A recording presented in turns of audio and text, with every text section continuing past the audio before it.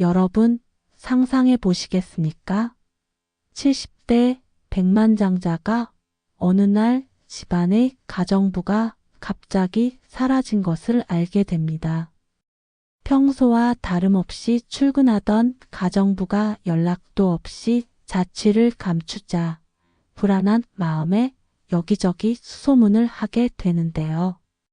며칠 뒤 한 병원에서 딸의 이름으로 입원해 있다는 소식을 듣게 됩니다. 그런데 그 딸은 30년 전 실종된 자신의 친딸과 이름이 같았습니다.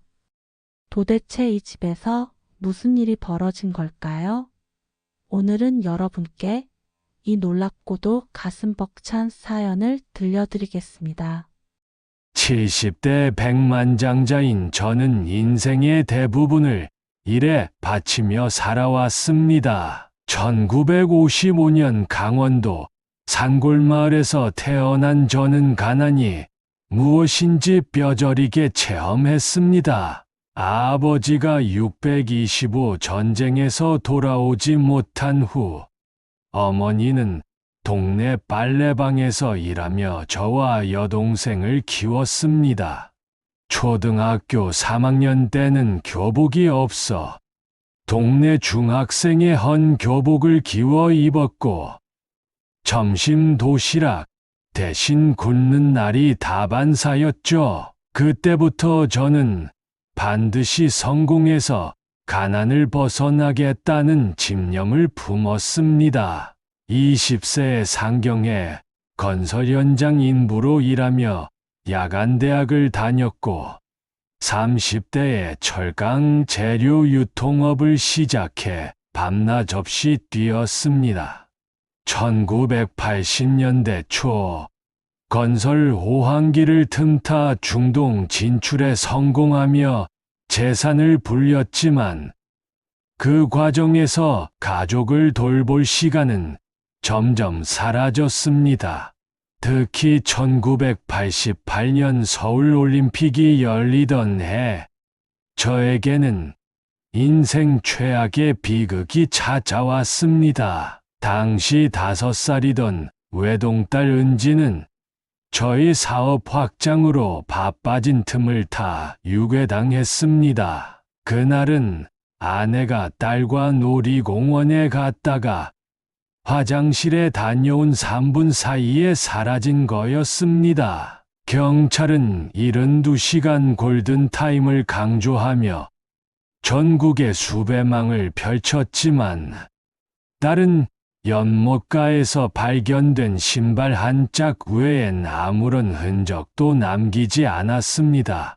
저는 사업을 일시 중단하고 3년 동안 전국을 돌며 전상금 5억 원을 걸었고 유사한 나이의 여자아이를 본다는 제보만 1200건 이상 추적했습니다. 1991년 필리핀 마닐라에서 한 한국인 사업가가 딸을 찾았다며 연락했을 땐 비행기를 바로 탔지만 그 아이는 이마의 점 위치가 달랐습니다. 이 모든 과정에서 아내와의 관계는 완전히 틀어졌습니다. 그녀는 매일 밤 딸의 옷을 껴안고 울었고 저에게 당신이 항상 집에만 있었더라면 이라는 말을 수십 번 내뱉었습니다. 1995년 이혼 소송장을 받던 날, 저는 회사 옥상에서 뛰어내리려다 간신히 망설였습니다. 그 후로 저는 200평 대저택에 혼자 살며 일로 모든 것을 채웠습니다. 친구들이 손주 자랑을 할 때면 화장실로 도망쳐 눈물을 흘렸고 설날에는 딸이 좋아하던 팥시루떡을 만들어 묘지에 가져다 놓았습니다. 2020년 코로나19 사태가 터지며 저희 삶은 또 한 번 뒤틀렸습니다. 고립된 생활이 길어지자 65kg이던 체중은 50kg대로 떨어졌고 심장에 스텐트까지 삽입하게 되었습니다. 의사는 혼자 생활이 위험하다며 간병인을 두라고 권했지만 외부인을 믿지 못했죠. 그러다 2023년 가을 30년째 찾아온 실종아동지원재단 직원의 한마디가 결심을 바꿨습니다. 아이를 찾는 가장 확실한 방법은 주변에 그 사실을 알리는 거예요. 가정부 모집 광고를 내자 이틀 만에 50명이 넘는 지원자가 몰렸습니다. 20대 젊은이부터 60대 노부인까지 다양한 이력서가 쌓였지만 저는 37세의 김지은 씨 이력서에서 눈길을 끌렸습니다. 특이하게도 학력란에 고등학교 중퇴라고 적혀 있었고 거주지 역시 제 딸이 사라진 지역과 같은 구였습니다. 면접날 그녀는 검은색 슬랙스에 단정한 백색 블라우스를 입고 나타났습니다. 왜 가정부 일을 지원하셨나요? 라는 질문에 살아가려면 돈이 필요해서요. 라고 담담하게 답했죠. 다른 지원자들이 재산을 물려받을 수 있느냐는 식의 질문을 할 때 그녀는 오히려 혹시 집에 고양이가 있나요? 알레르기가 있어서라고 묻더군요. 지은 씨는 첫날부터 특이했습니다. 아침 7시 30분에 출근해 현관문 암호를 바꾸지도 않은 채 바로 아침 준비를 시작했죠. 메뉴는 해장국과 수수밥이었는데 이는 제가 30년 전 아내에게서만 먹던 조합이었습니다. 서재 청소 시엔 제가 1990년대부터 모아온 신문 스크랩북을 꺼내 먼지를 털었고 특히 1988년 딸 실종 기사가 실린 페이지를 유독 오래 들여다봤습니다. 관심 있으세요? 묻자 기사 제목이 눈에 띄어서요 라고 말하며 황급히 책장을 덮었죠. 그녀의 습관에서 점차 이상한 점이 포착되기 시작했습니다. 화장실 청소 시 변기 뒤편까지 손수건으로 닦았는데 이는 제 어머니의 청소 방식과 동일했고 빨래를 개며 양말 구김을 펴는 버릇은 전 아내와 똑같았습니다.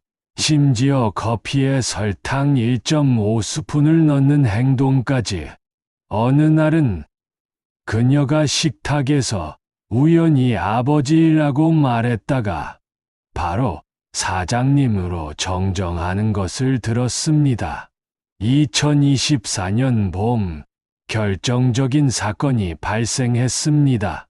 지은 씨가 서재 진열장에서 제가 30년간 보관해온 딸의 유품 상자를 열려는 것을 목격한 겁니다. 그 상자에는 은지가 유치원에서 만든 도자기 컵과 머리카락 한 줌이 들어있었죠. 무슨 일 있으세요?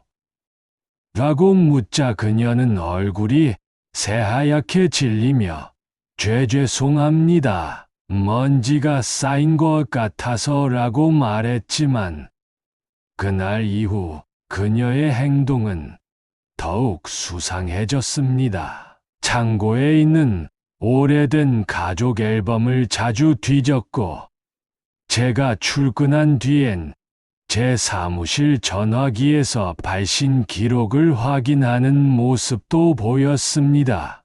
12월 24일 크리스마스 이브 날입니다.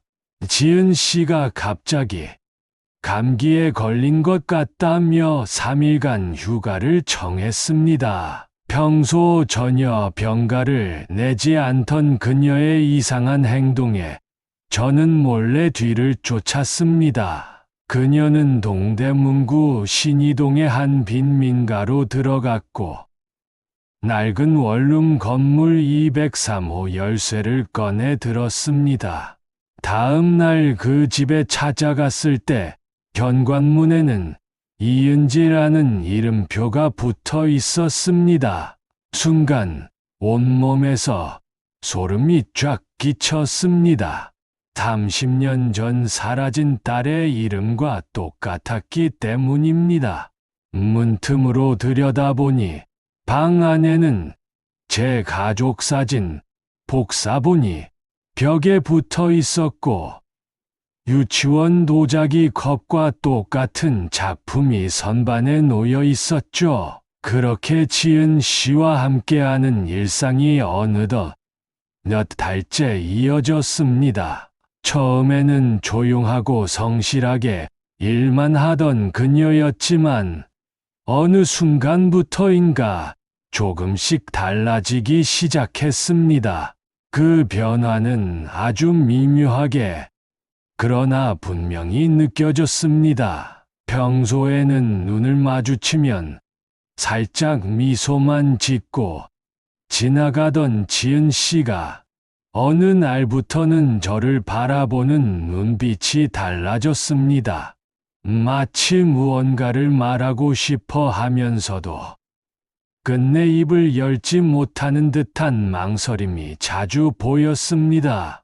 식탁에 마주 앉아 식사를 할 때면 그녀는 숟가락을 들고 한참 동안 생각에 잠긴 듯 멍하니 있곤 했습니다. 저는 그런 모습을 볼 때마다 괜히 마음이 불편해져 일부러 대화를 피하기도 했습니다. 특히 이상했던 건 그녀가 집안 구석구석을 둘러보는 시간이 점점 길어졌다는 점이었습니다. 처음에는 집안 구조를 익히려는 것이라 생각했지만 시간이 흐를수록 그녀의 시선은 특정한 곳에 자주 머물렀습니다. 거실 한쪽 벽에 걸려있는 가족 사진, 그리고 서재 한켠에 놓인 오래된 앨범 앞에서 그녀는 종종 발걸음을 멈췄습니다. 어느 날은 청소를 하다가 가족 사진을 유독 오래 들여다보는 모습을 목격했습니다. 사진 속에는 젊은 시절의 저와 아내, 그리고 어린 딸의 모습이 담겨 있었습니다. 저는 그 사진을 볼 때마다 가슴 한구석이 저려왔지만 지은 씨 역시 그 사진을 바라보며 깊은 생각에 잠긴 듯한 표정을 짓곤 했습니다. 한 번은 거실에서 신문을 읽다가 서재 문이 살짝 열려 있는 것을 발견했습니다. 조용히 다가가 보니 지은 씨가 앨범을 펼쳐놓고 한 장 한 장을 천천히 넘기고 있었습니다. 그녀는 사진 속의 인물들을 유심히 바라보다가 갑자기 눈시울을 붉히는 모습을 보였습니다. 저는 순간 당황해서 조용히 발걸음을 돌렸지만 그날 이후로 그녀의 행동이 더욱 신경 쓰이기 시작했습니다. 그녀는 가끔씩 집안에 남아있는 딸의 유품, 예를 들어 유치원 시절 만들었던 도자기 컵이나 손때 묻은 인형 등을 조심스럽게 닦는 모습을 보이기도 했습니다. 어느 날은 딸의 방에 들어가 한참 동안 창밖을 바라보기도 했습니다. 그 방은 30년 전 딸이 실종된 이후로 거의 손대지 않은 채 남아 있었습니다. 지은 씨가 그 방에 들어갈 때마다 저는 괜히 마음이 불편해져 일부러 시선을 피하곤 했습니다. 이상한 점은 또 있었습니다. 그녀가 저를 바라보는 눈빛에는 늘 알 수 없는 슬픔이 담겨 있었습니다. 마치 저에게 무언가를 털어놓고 싶어 하면서도 차마 입을 열지 못하는 듯한 느낌이 들었습니다. 한 번은 밤늦게 거실에서 혼자 술을 마시고 있는데 지은 씨가 조용히 다가와 물 한 잔을 건네주었습니다. 저는 그 순간 그녀에게서 딸의 어린 시절 모습이 겹쳐 보이는 듯한 착각을 했습니다. 그만큼 그녀의 행동과 표정, 말투에는 어딘가 익숙한 구석이 있었습니다. 저는 점점 혼란스러워졌습니다. 혹시 내가 너무 오랫동안 딸을 그리워한 나머지 지은 씨에게서 딸의 모습을 투영하고 있는 건 아닐까 하는 생각도 들었습니다.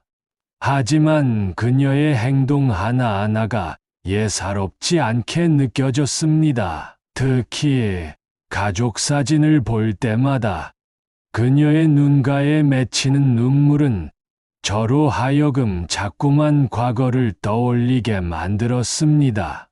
어느 날 저는 용기를 내어 조심스럽게 그녀에게 물었습니다. 지은 씨, 혹시 무슨 고민이 있으신가요? 사실 이 질문을 꺼내기까지도 꽤 오랜 시간이 걸렸습니다. 그녀가 혹시 저에게 불편함을 느끼지는 않을지, 아니면 사적인 질문이 될까 걱정도 됐습니다. 하지만 그녀의 달라진 태도와 잦아진 한숨, 그리고 점점 깊어지는 슬픔의 기운이 저를 가만히 두지 않았습니다. 지은 씨는 잠시 머뭇거리더니 조용히 고개를 숙였습니다. 그리고는 아주 작은 목소리로 아닙니다. 그냥 가족이 그리워서요. 라고 짧게 대답했습니다. 그 말에 저는 더 이상 묻지 못했습니다. 그녀의 목소리에는 깊은 그리움과 아픔이 묻어 있었습니다. 저 역시 가족에 대한 그리움과 죄책감이 늘 마음 한구석을 차지하고 있었기에 그녀의 심정을 조금은 이해할 수 있을 것 같았습니다. 하지만 그날 이후로도 그녀의 행동은 점점 더 이상해졌습니다. 서재에 들어가 오래된 편지나 사진을 뒤적이고 때로는 딸의 방에서 오랜 시간 머무르기도 했습니다. 심지어 한밤중에 집안 곳곳을 돌아다니는 모습을 본 적도 있었습니다. 저는 점점 불안해졌습니다. 혹시 지은 씨가 딸과 관련된 무언가를 알고 있는 것은 아닐까? 아니면 혹시 딸을 찾는데 도움이 될 만한 단서를 가지고 있는 것은 아닐까 하는 생각이 들었습니다. 그렇다고 해서 그녀에게 직접적으로 묻기에는 용기가 나지 않았습니다. 혹시나 그녀가 상처를 받을까, 아니면 오해를 살까 두려웠습니다. 그래서 저는 그녀의 행동을 조심스럽게 지켜보기로 했습니다. 그녀가 가족 사진을 바라볼 때, 혹은 딸의 방에서 창밖을 바라볼 때, 저는 멀리서 조용히 그녀를 지켜보았습니다. 그녀의 표정과 몸짓, 그리고 때때로 흘리는 눈물에서 저는 설명할 수 없는 슬픔과 그리움을 느꼈습니다. 마음 한구석에는 왠지 모를 불안감이 자리 잡기 시작했습니다. 혹시 이 모든 것이 단순한 우연이 아니라면, 혹시 지은 씨가 제 딸과 어떤 연결고리가 있다면, 아니면 혹시 그런 생각들이 머릿속을 떠나지 않았습니다. 하지만 그 불안감과 의문을 해소할 방법은 없었습니다. 저는 그저 조용히 그리고 조심스럽게 그녀의 행동을 지켜볼 수밖에 없었습니다. 그렇게 저와 지은 씨 사이에는 말로 설명할 수 없는 긴장감과 미묘한 거리가 생겨나기 시작했습니다.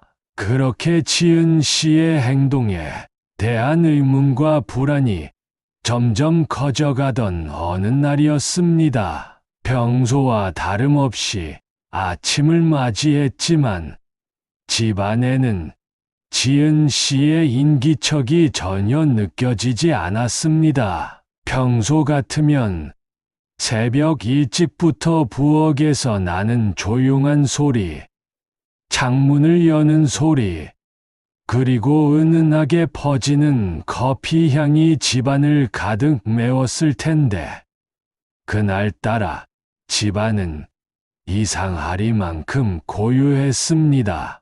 처음에는 단순히 늦잠을 잔 것이라 생각했지만, 시간이 지나도 그녀는 모습을 드러내지 않았습니다. 저는 혹시 무슨 급한 일이 생겼나 싶어 휴대전화로 전화를 걸었습니다. 하지만 신호음만 길게 울릴 뿐 끝내 연결되지 않았습니다. 몇 번이고 다시 전화를 걸어봤지만 이번에는 아예 전원이 꺼져 있다는 안내 멘트만 들려왔습니다.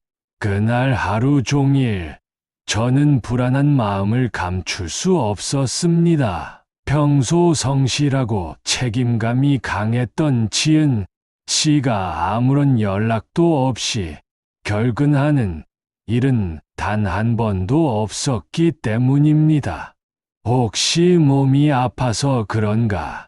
아니면 가족에게 무슨 일이 생긴 건가? 별별 생각이 머릿속을 스쳤습니다. 하지만 시간이 흐를수록 점점 더 불길한 예감이 엄습해왔습니다. 혹시 내가 미처 알지 못했던 사정이 있었던 것은 아닐까? 그녀가 내게 털어놓지 못한 비밀이 있었던 것은 아닐까?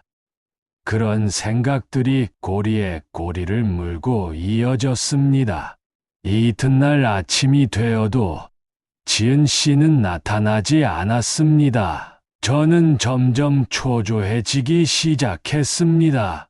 혹시나 하는 마음에 그녀가 자주 들르던 시장에 직접 나가 보았습니다. 시장 상인들에게 그녀의 사진을 보여주며 혹시 최근에 본 적이 있는지 물어봤지만 돌아오는 대답은 모두 고개를 젓는 것이었습니다.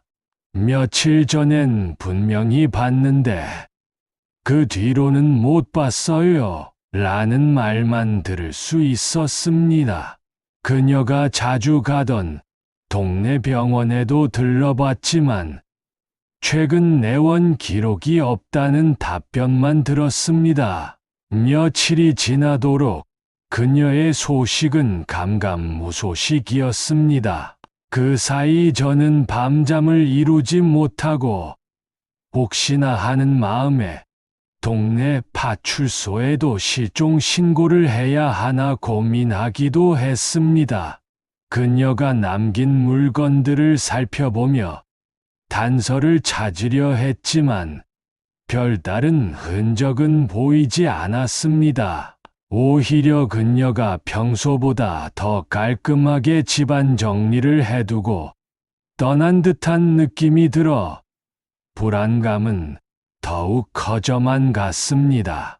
그러던 중 어느 날 오후 집 전화로 낯선 번호가 걸려왔습니다. 망설이다 전화를 받으니 상대방은 동네 병원에서 근무하는 간호사였습니다. 혹시 이지은 씨의 보호자분이신가요? 환자가 입원해 있는데 보호자가 필요합니다. 라는 말이었습니다. 순간 머릿속이 하얘졌습니다. 평소 건강하던 지은 씨가 왜 병원에 입원해 있다는 것인지, 무슨 일이 벌어진 것인지 도무지 이해가 되지 않았습니다.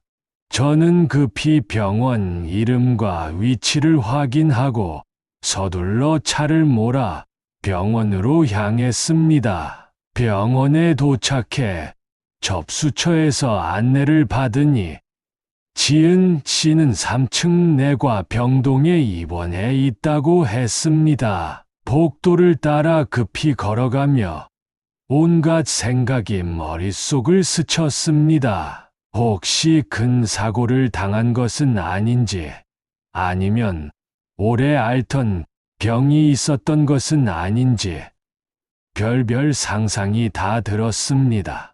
병실 앞에 도착해 문패를 확인하는 순간, 저는 그 자리에 얼어붙고 말았습니다. 문패에는 분명히 이은지라는 이름이 적혀 있었습니다. 그 이름을 보는 순간 심장이 쿵 내려앉는 듯한 충격이 밀려왔습니다. 이은지 그 이름은 30년 전 실종된 제 딸의 이름과 똑같았습니다. 순간 머릿속이 복잡해졌습니다. 혹시 단순한 동명이인일까? 아니면 우연의 일치일까? 아니면 정말로 그런 생각들이 번개처럼 스쳐 지나갔습니다. 저는 떨리는 손으로 병실 문을 조심스럽게 열었습니다. 병실 안에는 지은 씨가 창가에 앉아 창밖을 바라보고 있었습니다. 그녀는 저를 보자마자 놀란 표정으로 일어섰습니다. 저는 한동안 아무 말도 할 수 없었습니다. 그녀 역시 무언가 할 말이 있는 듯, 하지만 망설이는 표정이었습니다. 저는 조심스럽게 다가가 지은 씨, 괜찮으세요? 라고 물었습니다. 그녀는 미안한 듯 고개를 숙이며 죄송합니다. 갑자기 몸이 안 좋아져서 연락도 못 드렸어요. 라고 답했습니다. 저는 안도의 한숨을 쉬었지만 여전히 마음 한구석에는 설명할 수 없는 불안감이 남아 있었습니다. 무엇보다도 병실 문패에 적힌 이은지라는 이름이 머릿속을 떠나지 않았습니다. 저는 조용히 병원에서는 왜 다른 이름을 쓰셨나요? 라고 물었습니다. 그녀는 잠시 침묵하더니 그게 제 본명이에요. 지은은 그냥 어릴 때부터 쓰던 별명 같은 거예요. 라고 대답했습니다. 그 말을 듣는 순간 저는 온몸이 굳어지는 듯한 느낌을 받았습니다. 30년 전 실종된 제 딸의 이름이 바로 이은지였기 때문입니다. 혹시나 하는 마음에 저는 그녀의 얼굴을 다시 한번 자세히 바라보았습니다. 어릴 적 딸의 이목구비와는 많이 달라졌지만 어딘가 모르게 익숙한 느낌이 들었습니다.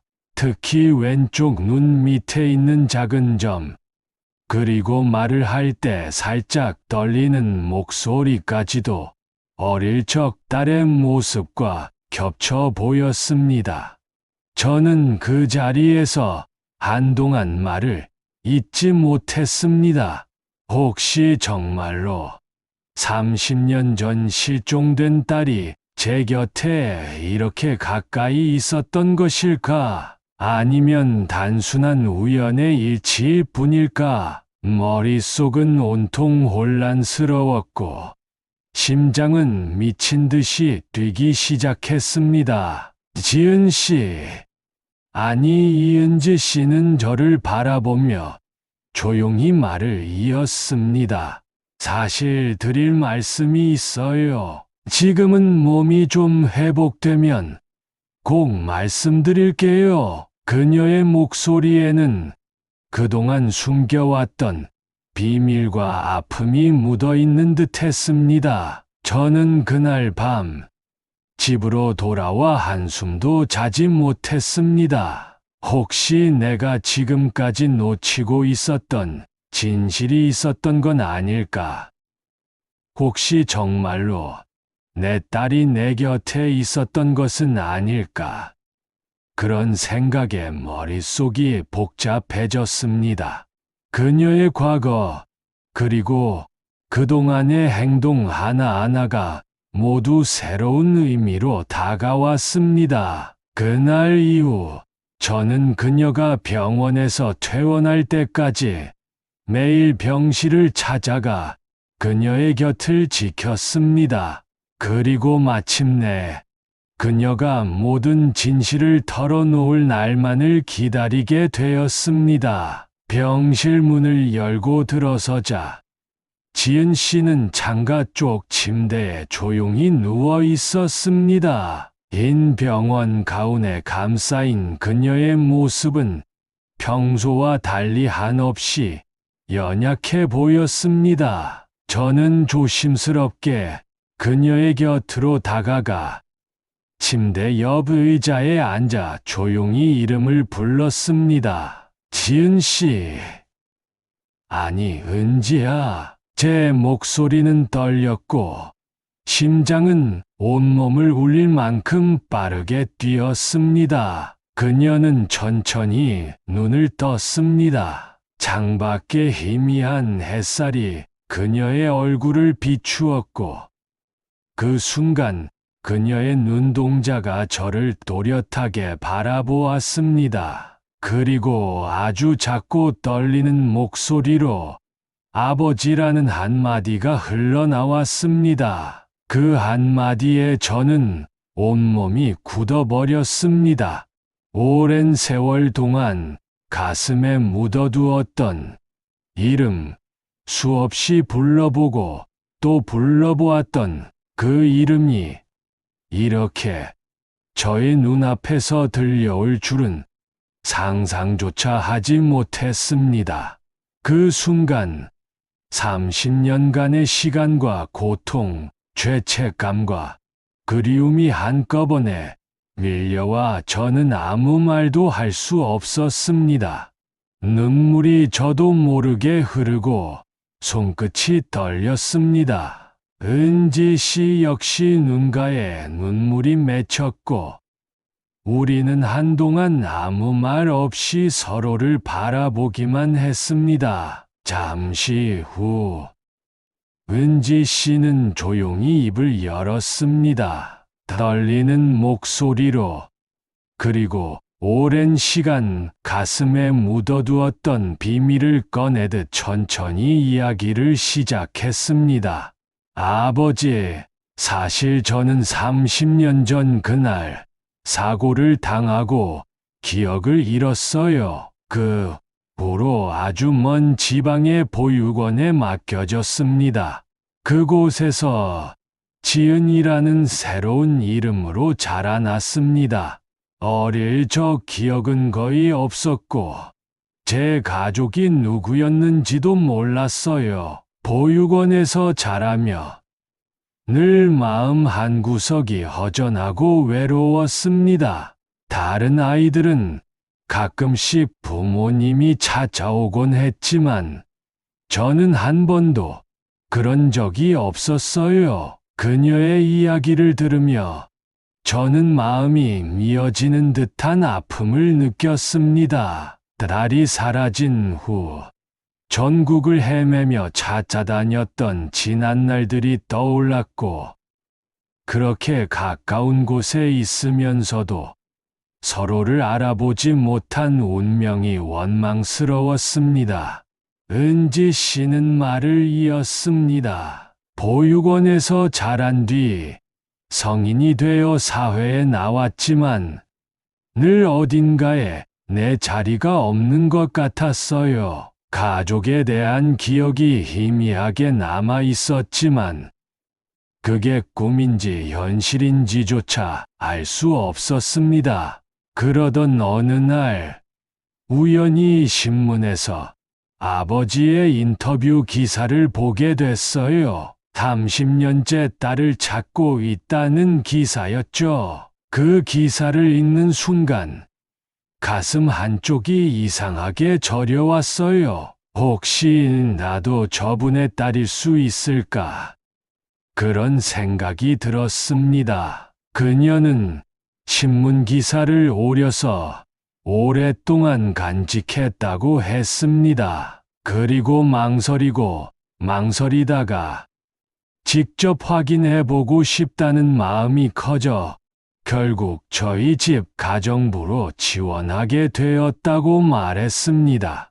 처음엔 확신이 없었어요. 혹시나 잘못된 만남이면 어쩌나, 아버지께 실망을 드리면 어쩌나 두려웠어요. 하지만 집안 곳곳에 남아있는 어린 시절의 흔적, 가족 사진, 그리고 제가 어릴 적 만들었던 도자기 컵을 보면서 점점 기억이 돌아오기 시작했어요. 특히 거실에 걸린 가족 사진을 볼 때마다 어릴 적 제 모습이 떠올랐어요. 그때마다 눈물이 나서 혼자 몰래 울기도 했어요. 은지 씨의 고백을 들으면서 저는 지난 몇 달간 그녀가 보여주었던 모든 행동의 의미를 새롭게 깨닫게 되었습니다. 가족 사진을 오래 바라보던 모습, 딸의 방에서 창밖을 바라보던 시간, 그리고 저를 바라보며 망설이던 그 수많은 순간들이 모두 이해가 되었습니다. 그녀는 이어서 말했습니다. 하지만 혹시나 제가 착각하고 있는 건 아닐까? 아버지께 괜한 상처를 드릴까? 두려워서 차마 진실을 밝히지 못했어요. 그저 곁에서 조금이라도 아버지를 돌보고 싶었어요. 그래서 더 조심스럽게 행동할 수밖에 없었죠. 그러던 중 그녀는 건강이 급격히 나빠졌다고 했습니다. 오랜 시간 쌓인 스트레스와 긴장, 그리고 가족을 찾아야 한다는 부담감이 한꺼번에 밀려와 결국 병원에 입원하게 되었다고 했습니다. 그리고 병실에 누워있는 동안 더 이상 숨길 수 없다는 생각이 들었다고 했습니다. 이제는 더 이상 피하지 않고 아버지께 모든 사실을 말씀드려야겠다고 결심했어요. 혹시라도 저를 받아주시지 않아도 저는 아버지의 곁에 잠시라도 머물 수 있었던 것만으로도 행복했습니다. 그녀의 이야기를 들으며 저는 더 이상 눈물을 참을 수 없었습니다. 30년 동안 가슴에 묻어두었던 죄책감과 그리움, 그리고 미안함이 한꺼번에 터져 나왔습니다. 저는 떨리는 손으로 은지 씨의 손을 잡았습니다. 은지야, 미안하다. 정말 미안하다. 내가 더 일찍 찾아내지 못해서 내가 그렇게 오랜 시간 외롭게 살아온 줄도 모르고 제 목소리는 눈물에 젖어 제대로 나오지 않았습니다. 은지 씨 역시 조용히 제 손을 꼭 잡으며 아버지, 이제 괜찮아요. 저도 아버지를 용서할 수 있을 것 같아요. 그리고 무엇보다 다시 만날 수 있어서 정말 다행이에요. 라고 말했습니다. 그렇게 우리는 30년 만에 서로의 존재를 확인하고 오랜 시간 쌓인 오해와 슬픔을 조금씩 풀어가기 시작했습니다.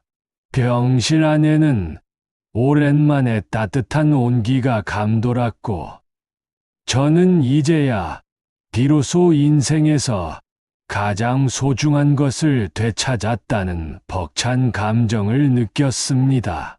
그날 이후 저는 매일 병원을 찾아가 은지 씨와 함께 시간을 보냈습니다. 그녀가 건강을 회복할 수 있도록 최선을 다해 돌보았고, 우리는 잃어버린 시간을 조금씩 되찾아가기 시작했습니다.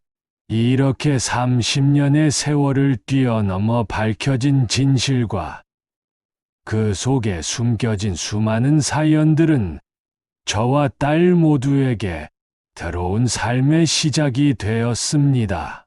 저는 그 자리에서 더 이상 눈물을 참을 수 없었습니다. 30년 동안 가슴 깊이 묻어둔 그리움과 죄책감, 그리고 미안함이 한꺼번에 쏟아져 나왔습니다. 은지 씨, 아니 이제는 저의 딸 은지와 마주 앉아 서로의 손을 꼭 잡고 한참을 울었습니다. 병실 안은 오랜 세월의 침묵과 슬픔이 눈물과 함께 녹아내리는 듯한 따스함으로 가득 찼습니다. 저는 떨리는 목소리로 은지야, 정말 미안하다. 아버지가 너를 더 일찍 찾지 못해서 그 오랜 세월 내가 얼마나 힘들었는지 상상조차 못했다. 정말 미안하다. 라고 말했습니다. 은지는 저를 바라보며 조용히 고개를 끄덕였습니다. 그녀의 눈동자에는 오랜 세월의 아픔과 그리움, 그리고 이제야 비로소 만난 안도감이 고스란히 담겨 있었습니다. 은지는 조심스럽게 자신의 지난 세월을 이야기했습니다. 보육원에서 자라며 가족에 대한 기억이 희미하게 남아 있었지만 그것이 꿈인지 현실인지조차 알 수 없었다고 했습니다. 다른 아이들이 부모님을 만나러 나갈 때마다 자신은 늘 창가에 앉아 멀리 어딘가를 바라보곤 했다고 했습니다. 성인이 되어 사회에 나왔지만 마음 한구석에는 늘 채워지지 않는 빈자리가 남아 있었고, 그 빈자리가 바로 가족이라는 것을 어렴풋이 느끼며 살아왔다고 고백했습니다. 저는 그 이야기를 들으며 딸이 겪었을 외로움과 상실감에 다시 한번 가슴이 저려왔습니다. 은지는 저에게 이렇게 말했습니다. 아버지, 사실 가정부로 들어올 때도 너무 두려웠어요. 혹시나 제가 착각하고 있는 건 아닐까? 혹시 아버지께 괜한 상처를 드릴까? 정말 많이 망설였어요. 하지만 집안 곳곳에 남아있는 추억의 흔적들을 보면서 점점 확신이 들었어요. 그래도 끝까지 말하지 못한 건 혹시라도 아버지가 저를 받아주지 않으실까 두려웠기 때문이에요. 저는 은지의 손을 꼭 잡고, 은지야, 내가 내 딸이라는 사실만으로도 나는 충분히 행복하다. 그동안 내가 얼마나 힘들었을지 생각하면 아버지로서 너무 미안하고 또 고맙다. 라고 말했습니다. 우리는 그날 밤 오랜 시간 하지 못했던 이야기를 나누었습니다. 은지는 어릴 적 기억을 더듬어 자신이 좋아했던 동료와 놀이, 그리고 잊고 지냈던 가족의 소소한 일상들을 하나둘 떠올렸습니다.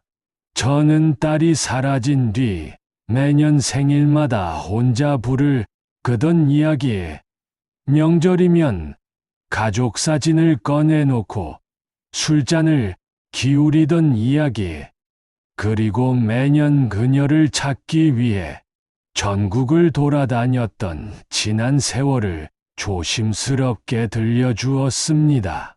서로의 이야기를 들으며 우리는 잃어버린 시간을 조금씩 되찾아가는 듯한 기분이 들었습니다.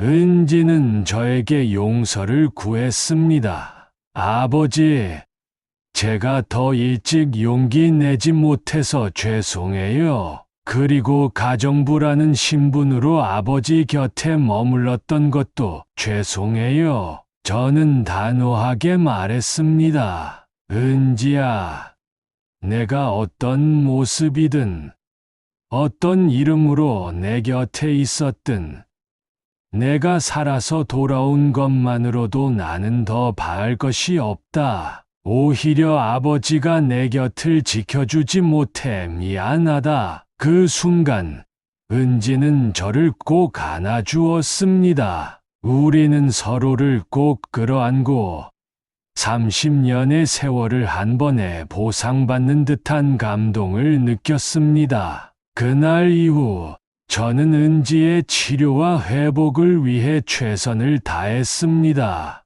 병원에 매일같이 찾아가 그녀의 곁을 지켰고 영양가 있는 음식을 챙겨주며 건강을 되찾을 수 있도록 도왔습니다.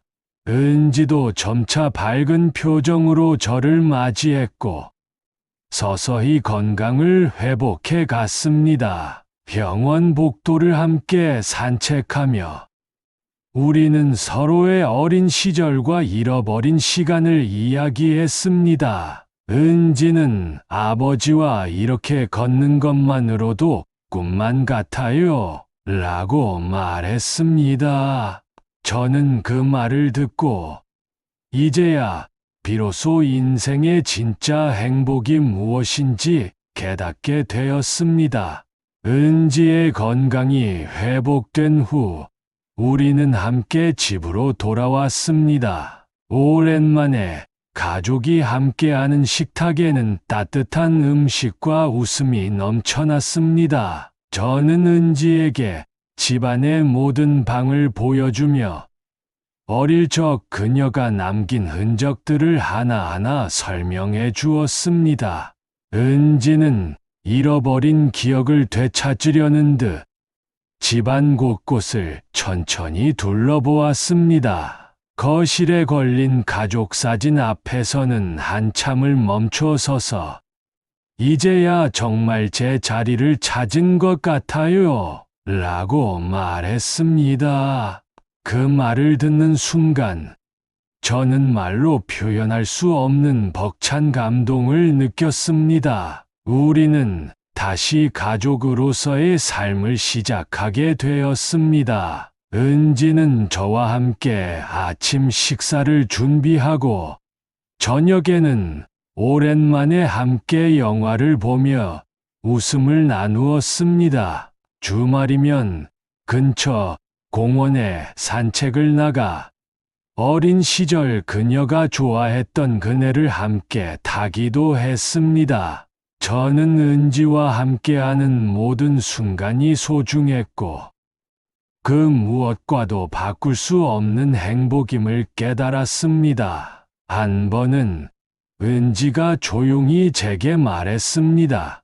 아버지, 이제는 더 이상 외롭지 않아요. 아버지가 곁에 계셔서 정말 든든해요. 저는 그 말을 듣고 은지야, 앞으로는 절대 너를 혼자 두지 않을 거야. 남은 인생 내 곁에서 함께 할 거야. 라고 약속했습니다. 우리는 서로를 바라보며 미소를 지었고 오랜 세월의 상처가 조금씩 아물어가는 것을 느꼈습니다. 이렇게 우리는 30년 만에 다시 가족이 되었고, 그동안 하지 못했던 이야기를 나누며 서로의 상처를 어루만지며 새로운 삶을 시작했습니다. 저는 이제 더 이상 외로운 백만장자가 아니었습니다. 딸과 함께하는 일상 속에서 진정한 행복과 감사함을 느끼며 남은 인생을 소중하게 살아가기로 다짐했습니다. 은지 역시 오랜 방황을 끝내고 가족의 품에서 따뜻한 사랑과 위로를 받으며 새로운 희망을 품게 되었습니다. 그날 이후 우리 집에는 매일같이 웃음과 따뜻함이 가득했습니다. 30년의 기다림 끝에 찾아온 이 기적 같은 만남이 우리 인생의 두 번째 봄을 선물해 주었습니다. 이제 저는 더 이상 외로운 백만장자가 아닙니다. 30년 만에 다시 찾은 딸과 함께 남은 인생을 소중하게 살아가고 있습니다. 오랜 세월 동안 가슴에 묻어두었던 그리움과 죄책감, 그리고 회한이 이제는 따뜻한 사랑과 감사함으로 바뀌었습니다. 매일 아침 은지와 함께 식탁에 앉아 따뜻한 국을 나누고 창밖으로 들어오는 햇살을 바라보며 하루를 시작하는 이 평범한 일상이 저에게는 세상 무엇과도 바꿀 수 없는 소중한 선물이 되었습니다. 은지는 이제 저의 곁에서 밝은 미소로 하루하루를 살아가고 있습니다. 처음에는 오랜 세월의 상처와 외로움이 남아 있었지만 시간이 흐르면서 그녀의 표정에는 점차 평온함과 행복이 깃들기 시작했습니다.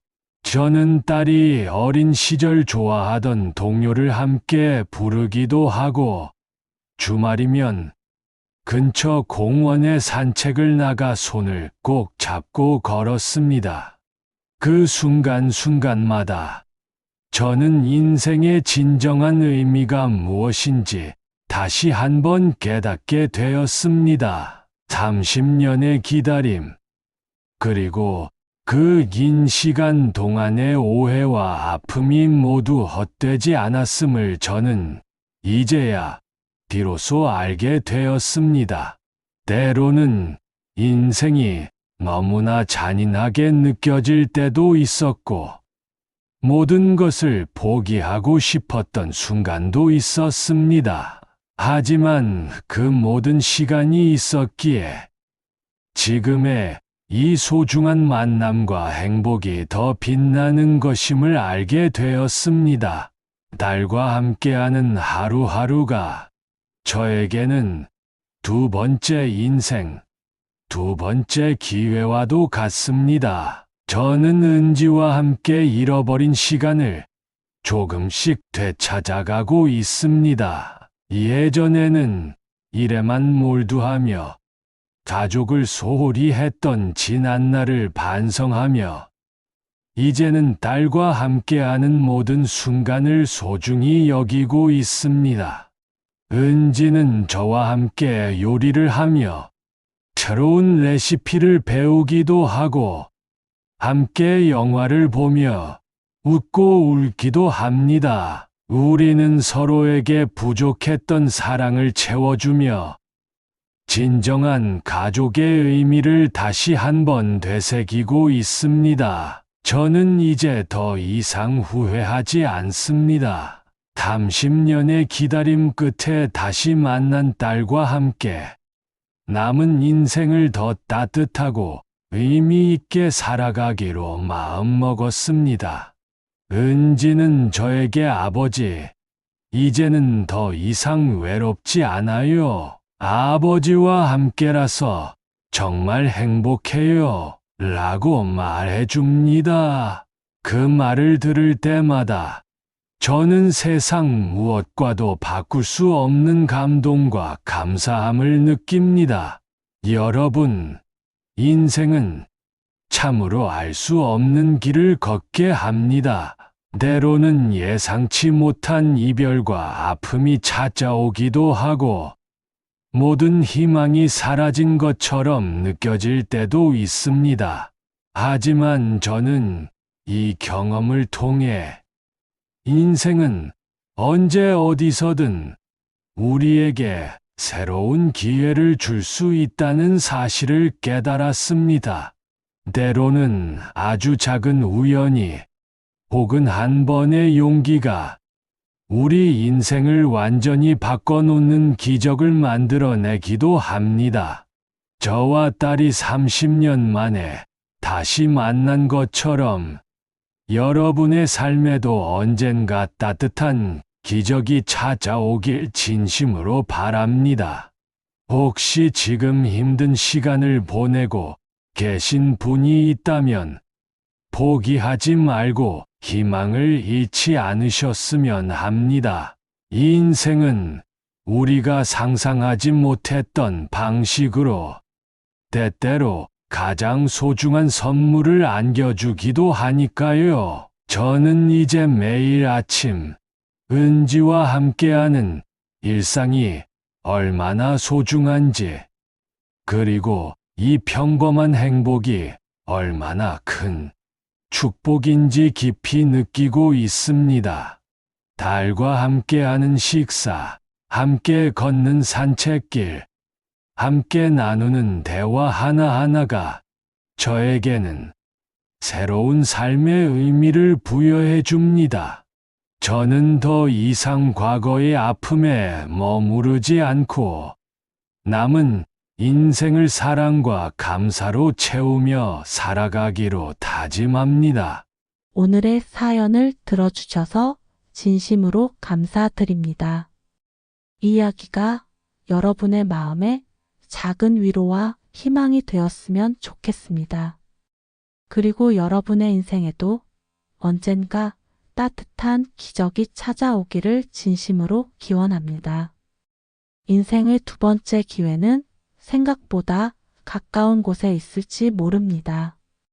여러분 모두에게 행복과 평안이 함께하길 바랍니다. 감사합니다.